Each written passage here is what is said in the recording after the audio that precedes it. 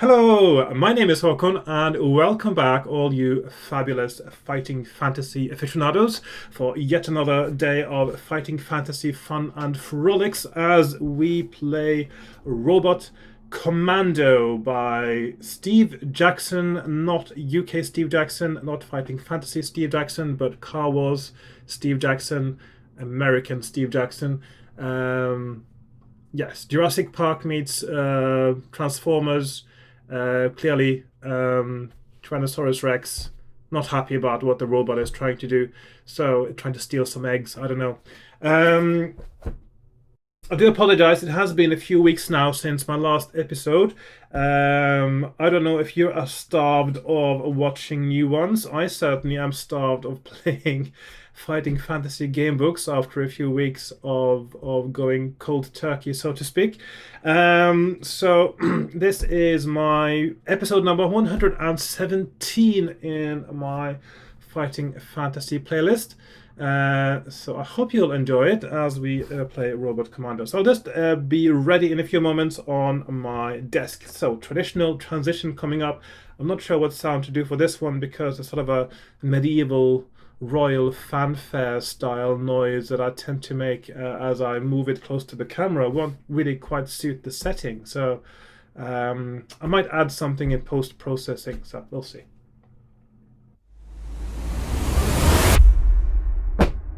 Right, there we are on my desk. I've got my supplies ready. I've got my book. I've got my pens, pencil, dice.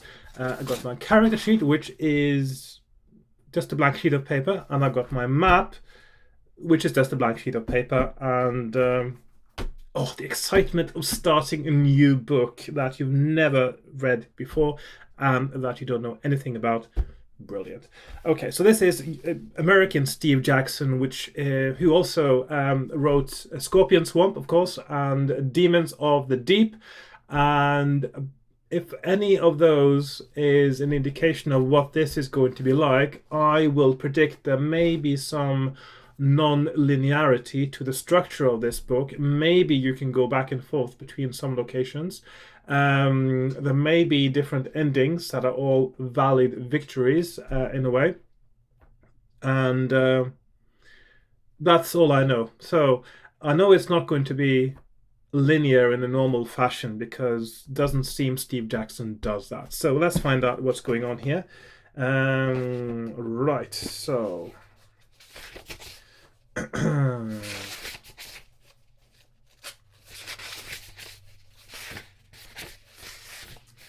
let's see. There might be some special rules here, so I'll just have to go through the rules as well, just to make sure I don't miss anything.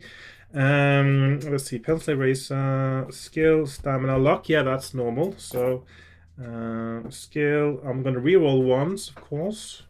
Of course. Who doesn't reroll ones? Skill, stamina, and luck. So I'm going to reroll that one, and it is 11 skill. 3. That also a bit on the low side. I'm going to reroll that. Okay, so 17. No, sorry, 19 stamina and 9 luck. There we are. Right. That is fine. There is a section here called robots, so I'm just wondering what is going on with the robots. Let's make sure, double sure that I am focused now. Yeah. There are many different types of robot, and you will have a chance to pilot them all. You may use any robot you find. However, you may have only one robot at a time. Seems fair. Each robot's abilities are determined by several scores: armor, the robot's toughness and ability to take damage, like your own stamina, speed, how fast a robot can travel, combat bonus. So you use your own skill when fighting with a robot. I suppose it's a bit like a sort of a more like a sort of exoskeleton kind of thing, isn't it? Where you are controlling it completely, and so it's your own ability to fight that is actually used through the robot. and but some of them have combat bonuses and penalties indeed. Special abilities. Yeah, so that means that whenever I get to a robot, I will be notified of these things, and of course, when there is robot combat, these things will be relevant. So I'll get into that at some point. Possessions, you begin your adventure with your sword. This is a world where they have robots and dinosaurs. And you are walking around with a sword, not even with a pistol or something, or a plasma gun, or something like that. Oh, how quaint. Okay. So I got a sword. Yeah, okay. And 5 medikits for curing wounds. Okay. So medikits. 5. Okay, that is fine. Artifacts. So there's something that can be mounted on robots.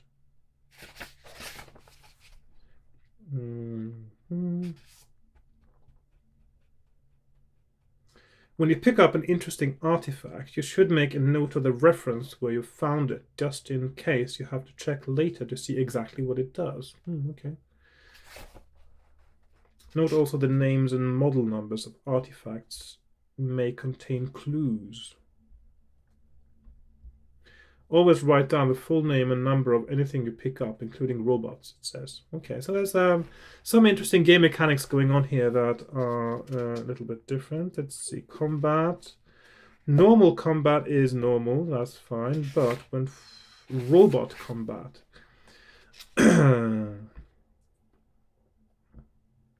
So there's a speed adjustment, combat bonus. It's very similar to normal combat, except for the bonuses you need to take into account, which is the speed and combat bonus. I will get back to that. I'll have a look at it again when I get into combat, I guess. Escaping, yeah. Okay. Using luck in battle, standard. Fighting more than one foe.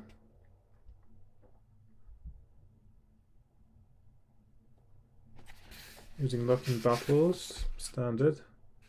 Restoring skill.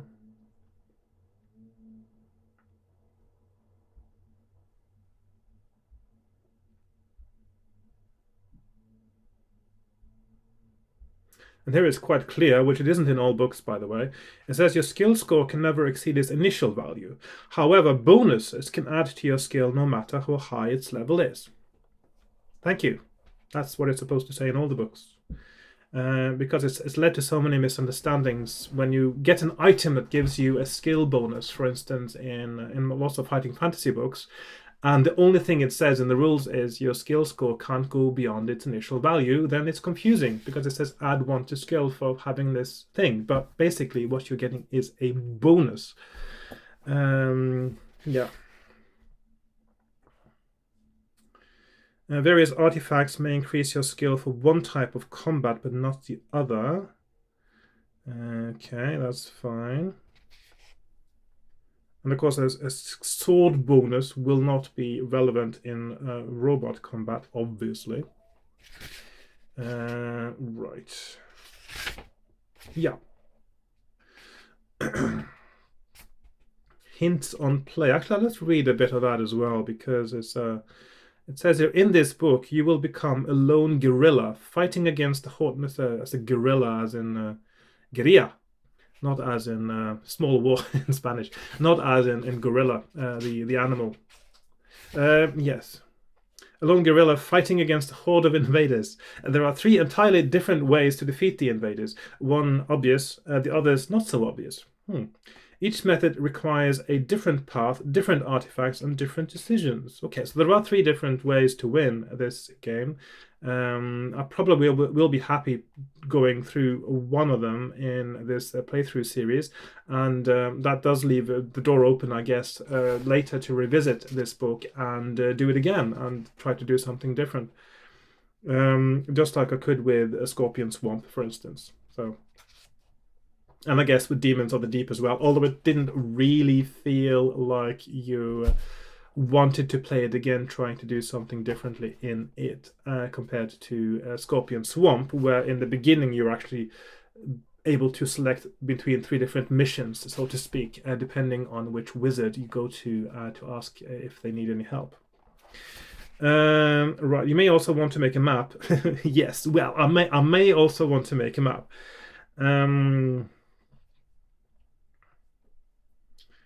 In particular, it will help you to learn the relative positions of the cities. Not every spot that you visit will be helpful. Some contain only traps. Many wrong turnings are possible. ... And even if you reach the ultimate destination, you may not have everything you need to succeed. And suddenly it got very dark outside. Now, it is a sunny day. It is the middle of June. And it is actually finally a bit summery as well, but you do get sort of partial cloud and stuff passing by now, so I will have to adjust my blinds a little bit as we go along. You'll be used to it by now. It's so much easier to do this in winter because it's dark most of the time and you don't get sunlight. Oops, sorry. You don't get sunlight straight in through the window so much because it's more behind this wall than on this side. So yeah, it's a lot harder to control. The sun is back now. Harder to control the light this time of year. I think that's okay. Yeah. Oh, even brighter. Even brighter. And we're back to closed blinds like that. Yes. I'm not going to do my proper window cover for this.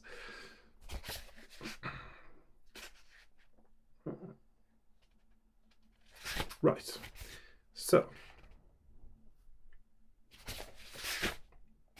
Right, I think we are... Oh, come on.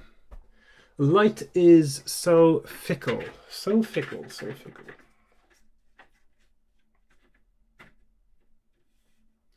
I think there was a... in the old days when I was reading photo magazines, when I was getting into photography the first time, and there was a Nikon advert, and it said something about sometimes light is this and that, and sometimes light is... And I remember there was one of them was sometimes light is a tempestuous child.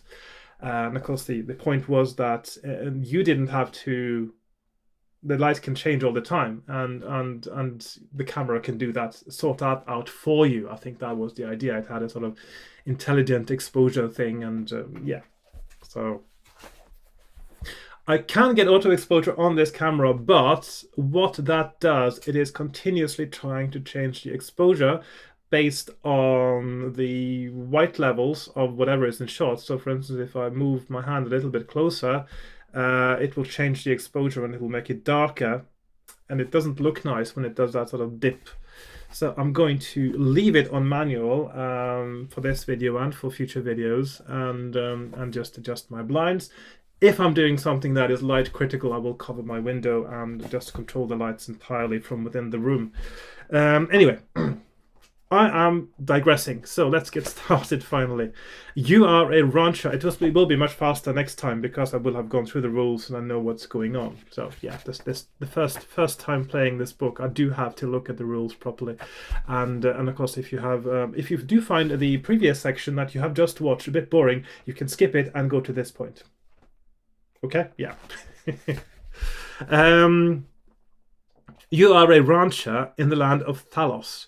Your people and your enemies, the savage Corossians, have built huge robots for many purposes. With a skilled operator at the controls, a robot can replace 100 men to mine ore, erect buildings, and move cargo, or just about anything else. The robots are also your best defense against the vicious dinosaurs of Thalos. Many years ago, the great lizards caused much destruction, but now mankind has learned to tame the beasts, and many of the folk of Thalos, like you, are dinosaur ranchers. The ranchers use Mark 5A utility robots, known as cowboys, to herd the dinosaurs. But wild dinosaurs are still dangerous, and all robots have guns to defend themselves. Early one morning, you are just finishing your breakfast when one of your assistants staggers into the kitchen. So sleepy, he says. Then he sits down at the table, pillows his head on his arms, and goes to sleep. You shake him, but you cannot rouse him. Alarmed, you go for help, but everyone else you see is asleep. You rush back inside and switch on the radio. How quaint. But you can get only scraps of messages. Everybody asleep. Carrossian attack. Can't stay awake. Soon there is nothing to be heard. You go outside again and pour cold water on several of your friends, but they just snore and mutter. Well, they won't be your friends for long if you pour cold water on them. Then you hear a rumble overhead, like thunder out of the clear sky. You look up. Streaking overhead is the unmistakable shape of a Carrossian robojet. You realize what must have happened. Somehow, the Carrossians have managed to put everyone in Thalos to sleep. Everyone but you, for some reason. You are immune. So it's up to you alone to save the world. Okay. Over the next few hours, you listen to the enemy communications and piece together the story. In the past, the Carrossians had steered clear of Thalos, with its brave warriors and its many robots. Your land was too tough to attack, but Minos, the leader, hit on a clever plan. His spies spread capsules of a virulent sleeping sickness, and before long all Thalos was asleep. Soon you hear a broadcast from Minos himself, talking to his invading troops. An elite force of 1,000 warriors with hundreds of robots has invaded Thalos, but this is only the beginning. With the population helpless, Minos plans to loot your country. Its riches and its robots will be his. Its people will be sold as slaves, and only you can stop it. You know what you have to do. You walk back inside and buckle your father's old sword to your waist. Food will be no problem. You know supplies will be easy to find, but you pick up a supply of 5 medikits. Then you head for... Hang on, did it ever say how many points to get back for a medikit? I presume it is 4 stamina, but I just can't... Oh. Each medikit can be used to restore 1 lost point of stamina? Huh. That's not much of a medikit, is it? I mean, usually when you eat fruit in Fighting Fantasy, you get 2 points. Okay, well. Is it a typo or is it going to be balanced? Let's find out. Anyway. Yes, you pick up 5 medikits. Then you head for the robot parking area. Alone, you must defeat the Carrossian invaders and free your land. Now turn the page. Isn't it supposed to be now turn over? Right. So, let's get started on our mapping. The exciting mapping part of... Let's see, my mouse is in the way there. Right, so... We are at number 1. Are we within shot? Yes, we are within shot. That is good. Right, so we are at the robot parking area. And it is getting dark again. And soon I'm going to just leave this, these blinds closed and let it go dark. Let's see. Just be a little bit more light in, like so, maybe, and see if that works. Okay. At the robot parking area, you stop and look around. There are several robots there, but only 2 seem suitable for long-distance travel. You study them both. If you want to take a standard cowboy walking robot, which is not fast but sturdy and adaptable, turn to 24. If you would prefer a light flyer, which is very speedy and maneuverable, but not really intended for combat, turn to 47. Now, so we got a cowboy, or a, what's the other one called? A light flyer. So 24 or 47. And I do feel that this first choice actually will make quite a bit of a difference to what happens next. So Light flyer. I'm sure they both have their pros and cons in the situation. I think I'm going to go for sturdy, reliable, and adaptable. First of all, that does feel. I mean, I don't feel like I'm in that much of a rush to do this. So because I know I have to do something to save the world, but the thing is, do I know exactly what I am doing and where I'm going? I don't. And if you don't, then what's the point of having a fast, light, fragile robot? Yes, now I'm going to go with the cowboy this time. And it feels like what I would do. This man-shaped robot is designed for dinosaur herding. It moves by walking. It has weapons for dealing with rogue dinosaurs, but they are not as powerful as those of a war robot. Well, obviously. I suppose you don't want to kill your dinosaurs so much, or you would certainly. Well, no, actually, you want to kill the dinosaurs that would try to kill you. But yeah. Right. So we got cowboy. Let's put cowboy there. Put an R for robots. Cowboy, which has armor, arm 10, speed medium, CB combat bonus 0, and special abilities nil. Okay, so now you must choose a place to go. Turn to 70. If you change your mind and want to take the flyer, instead turn to 47. Okay, you do have the option of changing your mind. That's a good deal, because that means after you actually look at the stats now, you can change your mind. Right, so we go to 70.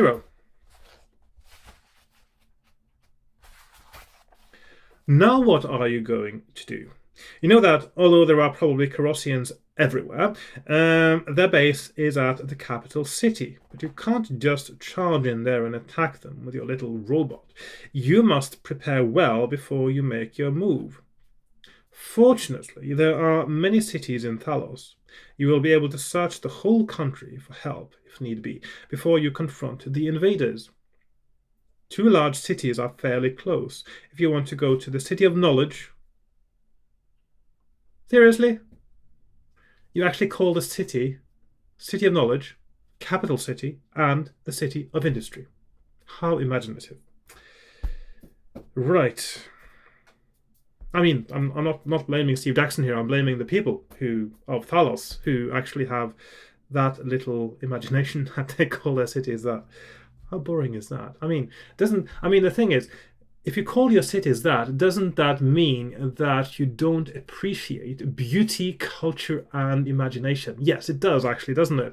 It just means you are subsisting to be what? Industrious, find resources, make a living. What's life for if you can't have beauty and imagination in your life? So yes, you need to call your city something else. Okay. That's one of the first things you do. Okay. City of Knowledge or City of Industry. So 93. So we have two options, and so far, of course, I will presume this is completely linear and there won't be any side options here, unless for some reason the light flyer led to other things that I don't know about. But so 209. So industry or knowledge. Right, what do we need first? Industry or knowledge? I'll go with industry. Might be able to find a more industrious robot there, for instance.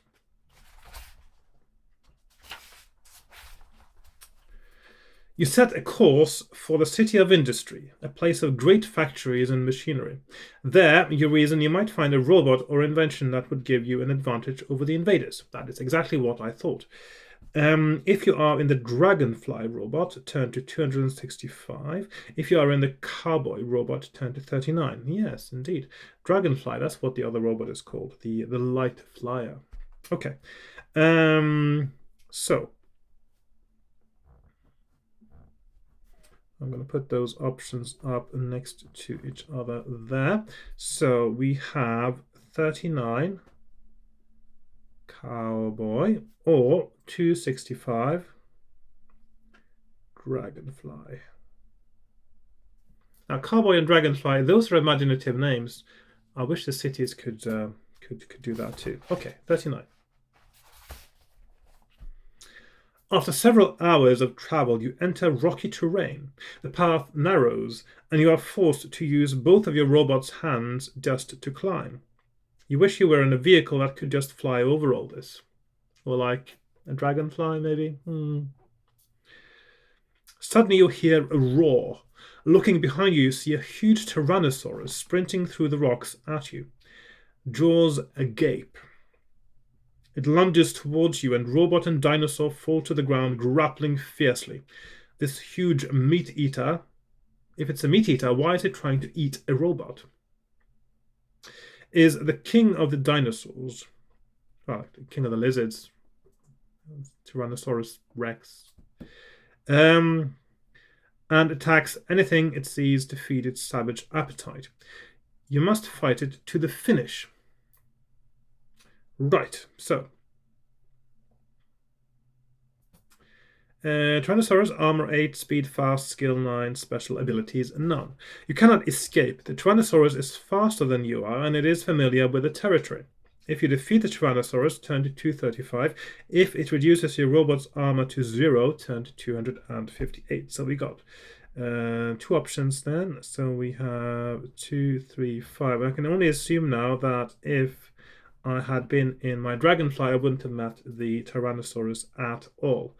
So presumably, possibly, if you want to go to the City of Industry, the best option is to be in the dragonfly and not in a cowboy. Just for future reference to myself. That's that's what I think. Okay. Right. So we are meeting in 8 F9. So that is 235 is win and 258 armor 0.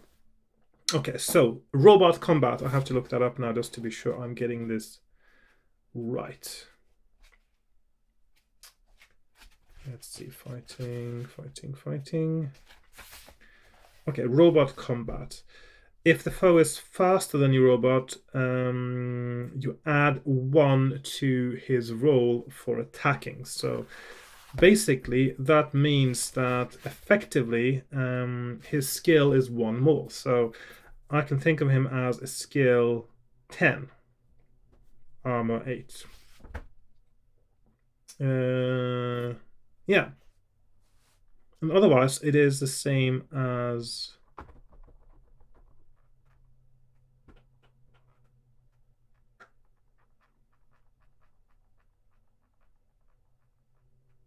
Yeah.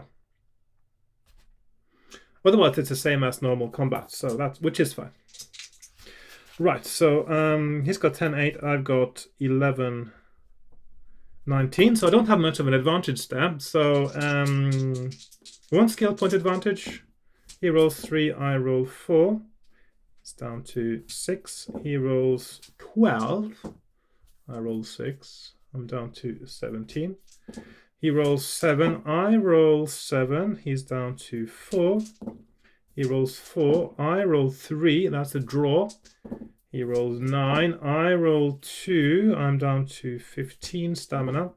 He rolls 10. I roll 8. I'm down to 13. He rolls 10. I roll 10. He's down to 2. Finally, perhaps he rolls 7. I roll 9, and he is dead. I can't believe the medikits just give you 1 stamina back. That doesn't make any sense. Anyway, also, I'm not supposed to go down my own stamina now. I keep forgetting that. I'm supposed to take my armor down. Oh, maybe that makes sense then, because a lot of the time when you take damage, you will actually be in a robot, and it's the robot that takes damage. Okay, so my robot's armor is 10, so it's 10, 8, 6, 4. So now I've got 4 armor left on my robot. And I've still got full stamina, of course. Yeah. Okay, so I'm getting it now. I'm getting used to this. Okay, just a moment. I got a notification. Yeah.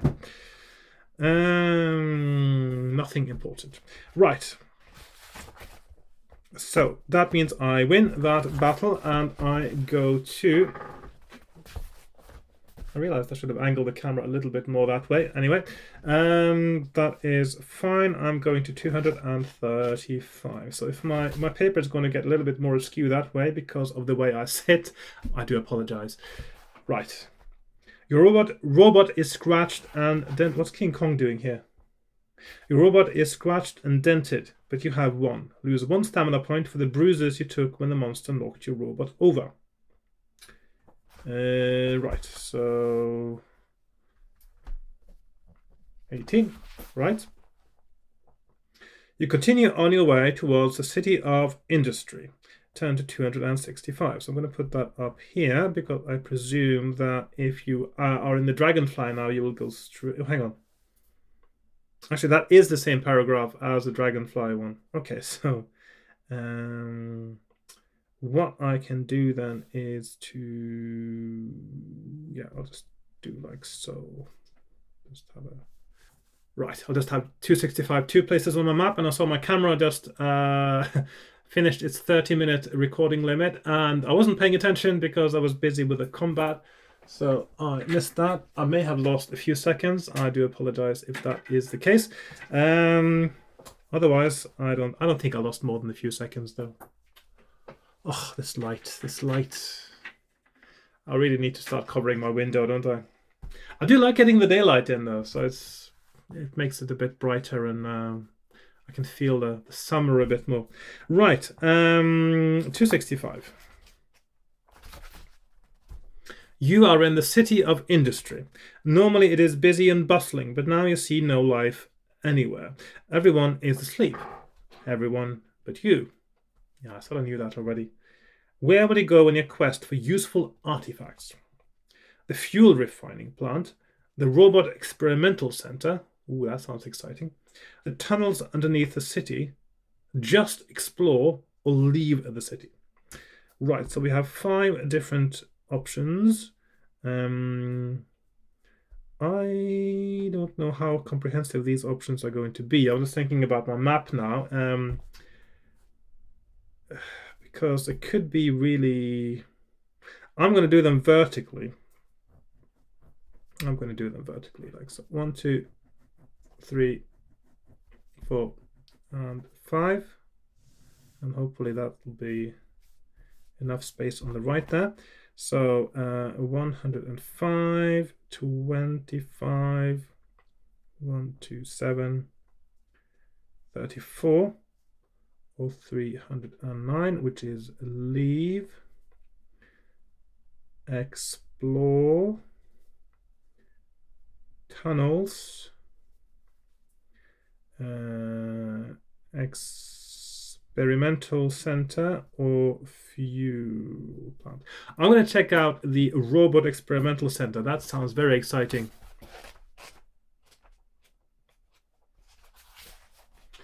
This is the Robot Experimental Center. If you have been here before, turn to 251. Yeah, it's one of those, isn't it? If you have not been here before, keep reading. So, this is going to mess up my map completely. Right, so 251. So that's 251. And I put a B for before. Yeah, I'll just do it like that. You know little about the center except its name, but you have heard rumors that top secret work is being done here. Turn to 333. 333.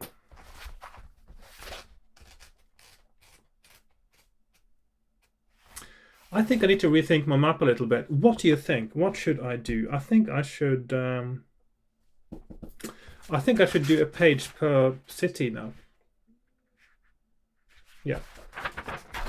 I think that might actually be the least messy thing. So I'm going to do now city of industry. And I'm going to put my, so that's 265. I'm going to put that in the middle. 265. And then I've got my 5 options.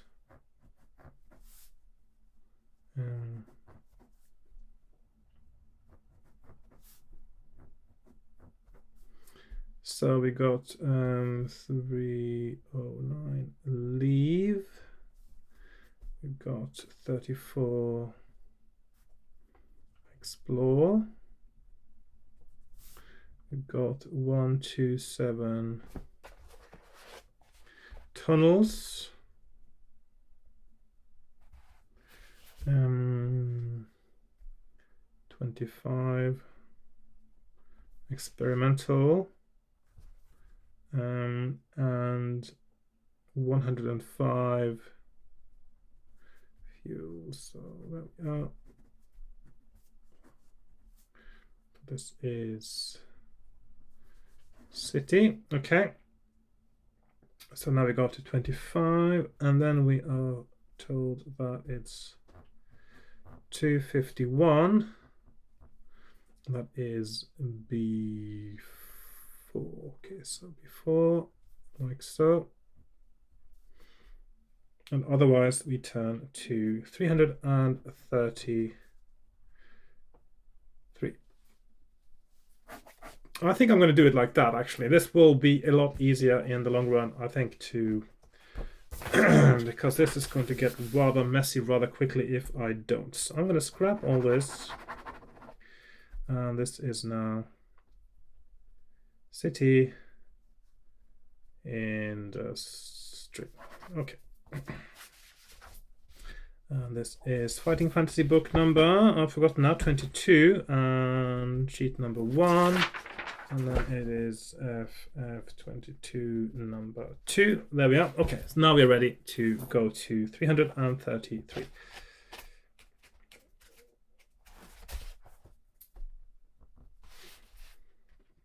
You are in the lobby of the Robot Experimental Center. You read the directory and see that different sorts of work are being done on different floors of the building. Several seem interesting. Where will you go? Second floor, interface mechanisms. Third floor, weapons development. Sixth floor, amplifier project. 10th floor, Deuteronics. Deuteronics? Is that sort of electronics meets deterrence? Deterrence, electronics. Right, so that's 1, 2, 3, 4, 5 new options, actually. That is quite a lot. So I'm going to do something like that. 1, 2, 3, 4, and 5.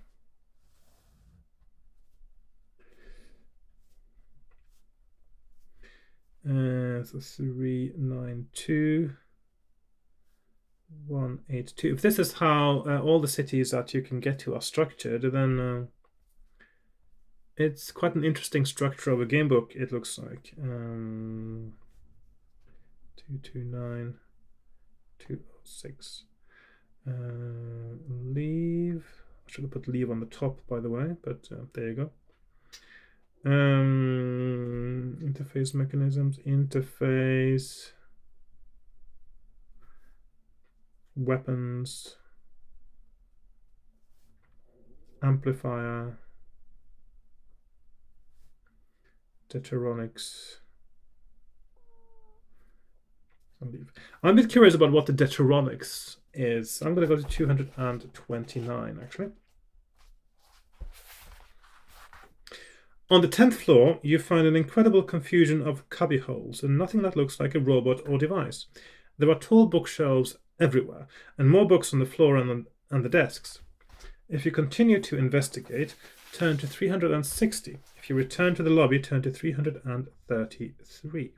So we have 333 or 360. I'm going to continue to explore 360. You poke around looking for something useful. You find nothing, but a huge book falls from a high shelf and hits you on the head. Lose 1 stamina point. That is not a nice way to lose a stamina point. Okay. -1 stamina. The other bookshelves are teetering ominously. You leave in disgust and return to the lobby. 333. Okay, 333. Okay, so that is not a right path to go. That is... There we are. What shall I try next? Weapons? Yeah, I'll go with weapons, 182. When you leave the lift on the 3rd floor, you immediately spy a man-sized guard robot standing in the hallway. Sorry, no admittance. Sorry, no admittance. Squawks its mechanical voice. What would he do? Try to reason with the robot. Attack the robot or go to another floor. Right, so...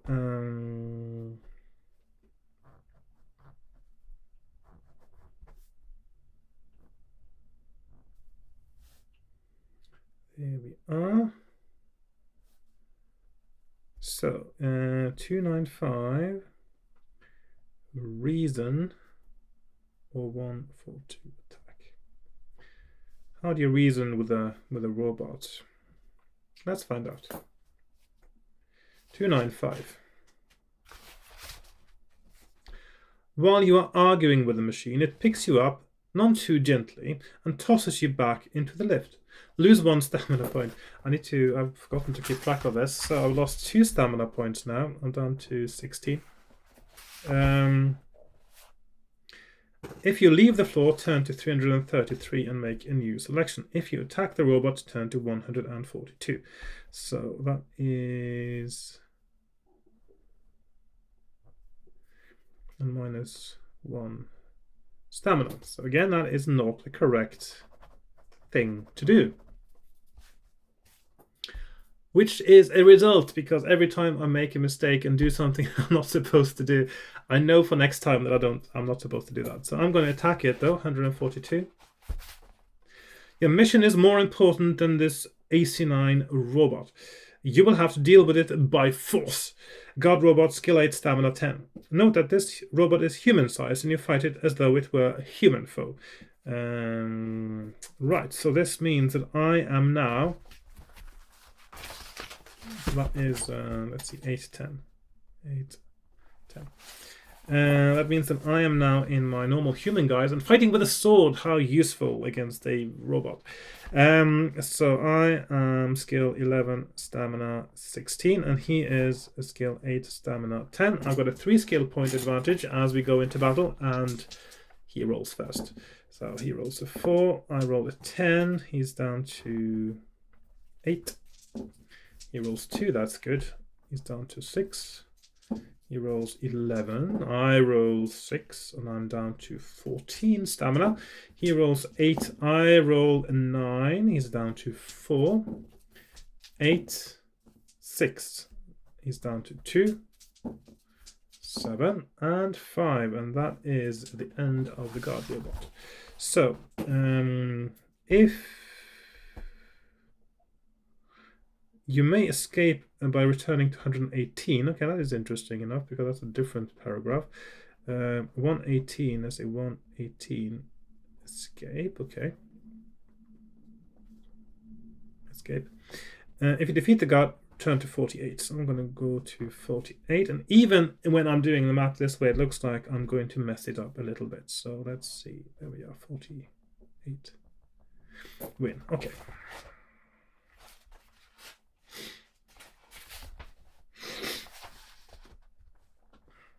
You step over the fragments of the smashed robot and enter the laboratory. Inside, you find something very interesting, the prototype for a Seeker missile. There is only one, but it looks very handy. It can be attached to the outside of any robot.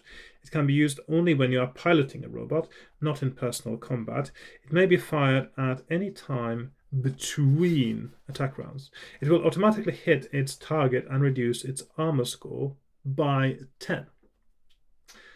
As you take your prize downstairs, you see another guard robot like the one you defeated. You hurry out of the lobby and back to your robot. You may install the Seeker missile now or save it for another robot. It may be moved from one robot to another, but it is lost if the robot carrying it is lost or if it is fired. Right, so turn to 206. So we have here a... How do I make a note of the missiles here now on the thing? So Seeker missile. Okay. So what I'm going to do now is I'm going to write down Seeker missile. Paragraph number, so I can refer back to it, is 48. And that is -10 between rounds. The question is, should I install it on my own robot, or I don't have to decide just yet. I'm going to leave it for now. So because my current robot isn't very strong now, it can actually get destroyed very easily. So I'm not gonna put it on my current cowboy robot. So I'm gonna go to 206.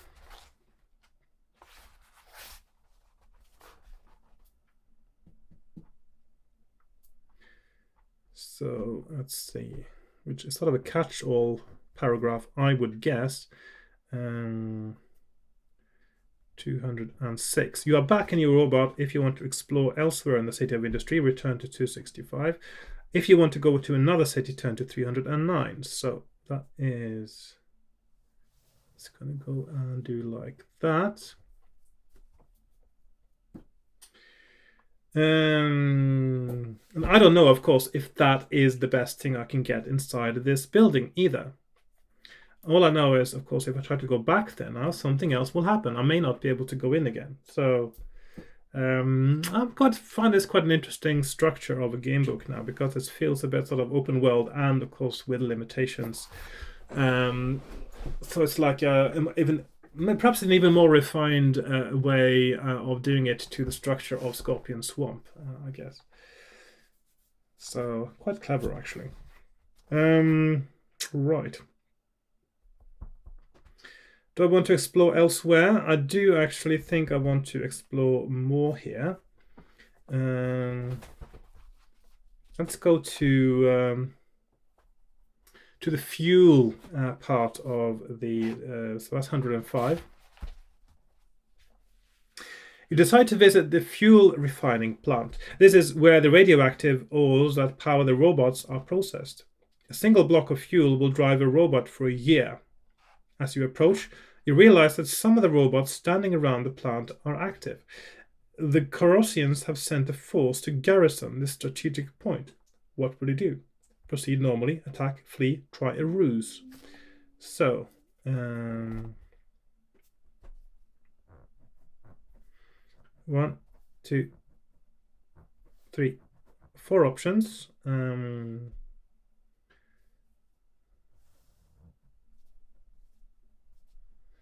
That is 2, 3, 6, 1, 6, 9, 1, 3, 5, or 1, 9, 7.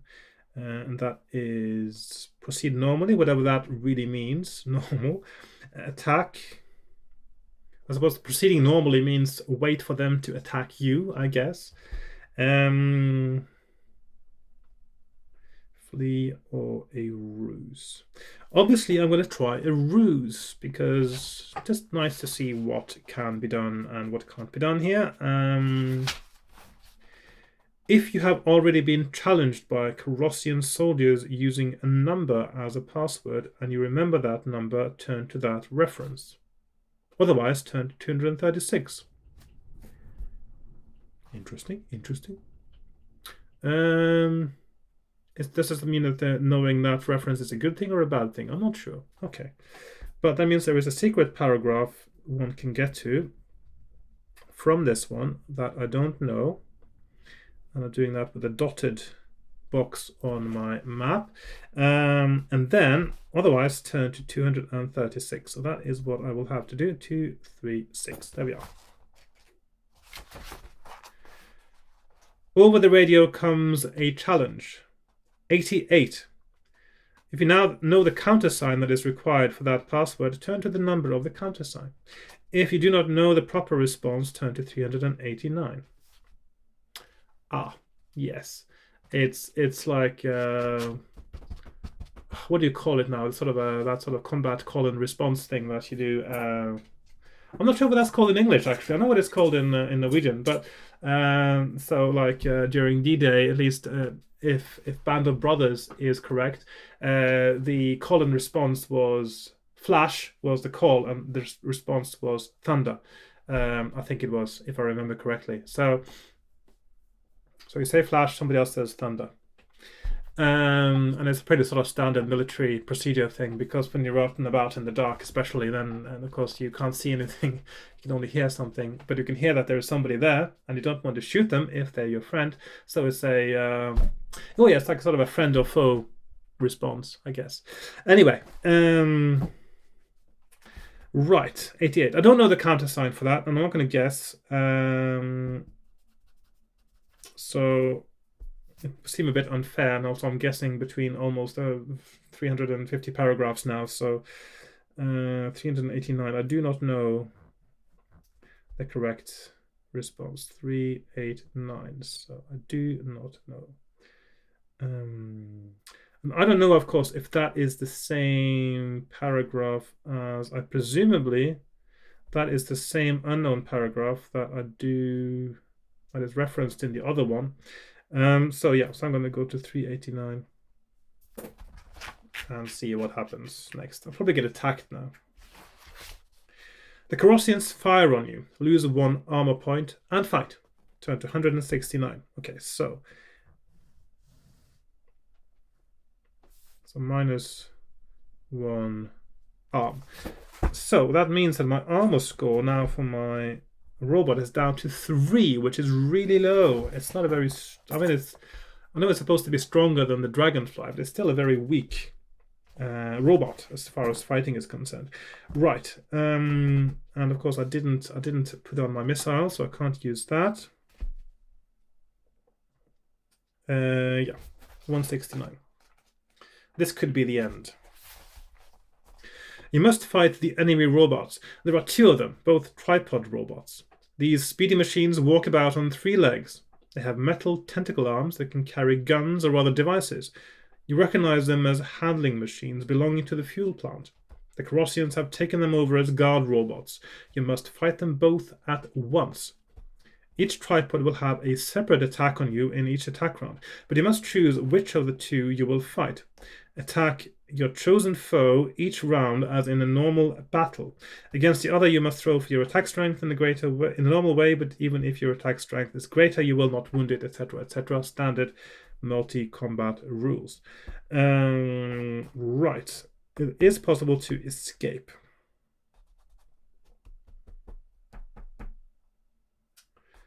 Right.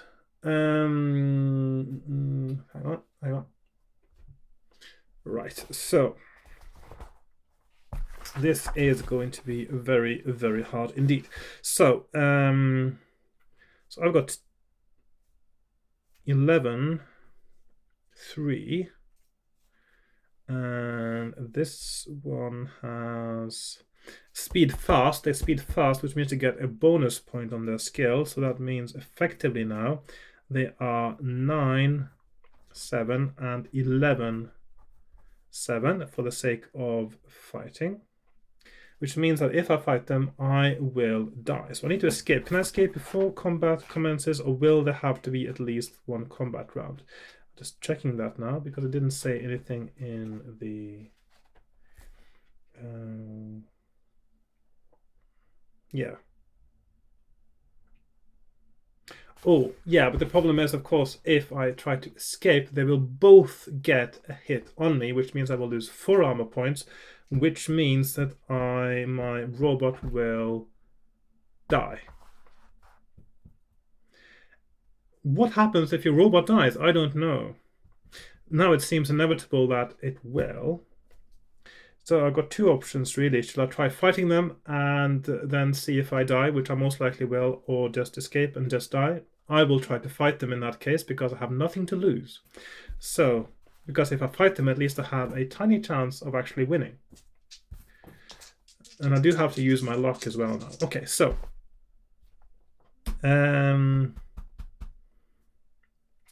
which one will I start with? Will I start with... I mean, they both have the same armor. It will be harder to beat the one with a higher skill. But I do want to beat that one first. So I'm going to start with a one that has 11 skill. So rolling for him first. So 7 and I roll 4. Okay, so he hits me.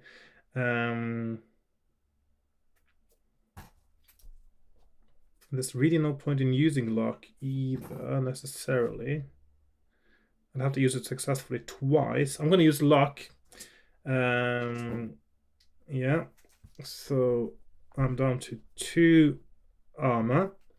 And the second robot, he rolls a 9. I roll 7. So that is a draw. So there's no more damage. Second round, he rolls 5. I roll 9. Okay, so I get him down to 5 armor. Second robot rolls 6. I roll 12. Okay, so that's no damage. Next round, he rolls 7. I roll 4. Okay, so that means he hits me. I need to get a luck roll there to not have my robot broken. So I roll 8, which is on my luck, which means I have 1 armor point left. Second robot rolls 5. I roll 6. No damage. Next round. I just realized my camera wasn't on there. I know I do apologize for that. It's my overhead camera. Nothing exciting to see really. But yeah, I'm just trying to do battle with these nice fellows there. Okay, so right, where was I? I forgot what I was doing there. So it's a new round, and he rolls a 9. I roll 4, which means my robot is broken. So my robot has failed, is defeated. I go to 336. Where is 336 now? 169. So I'm going to... So it is escape, 29. Let's see. Let's put these options up. So it's 293. Escape. Escape. Then it is 30. Win and 336. Defeat. Okay, so I go to 336, see what happens when my robot is defeated. Your robot falls and you lie stunned in the wreckage. The tentacles of a tripod pull you out. You are a prisoner of the Colossians. You have failed in your mission. Your adventure is over. The end. The end. I suppose very often when your robot is defeated in combat, that is the end because, yeah, you don't stand a chance without it. Adds a bit of color, though, doesn't it, to have a sort of a special paragraph for that. So, there we are. So that was 10, 7, 7. There we are. Okay, so that is actually the end of my first playthrough. This looks like it might be a hard book. I'm not sure because I may have just stumbled onto the difficult bits, but at least it has given me some ideas for what to do and not to do next time. Hopefully next time, before I get to this point, I will have found another robot. I will not go there unless I know that I can defeat them, I guess.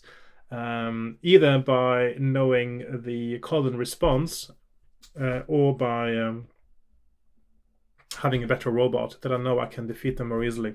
So, yeah. very exciting, very different structure of a book. I'm quite liking this, actually. It doesn't feel like a fighting fantasy book at all. It feels like something else entirely, but in a good way, which I think is fine. So that concludes my episode number 1 in the City of Industry. And next time, I presume, because I like doing my playthroughs in a sort of a structured way in order to find out what the best path is, I will probably go back to the City of Industry and explore the other options next time and see what happens.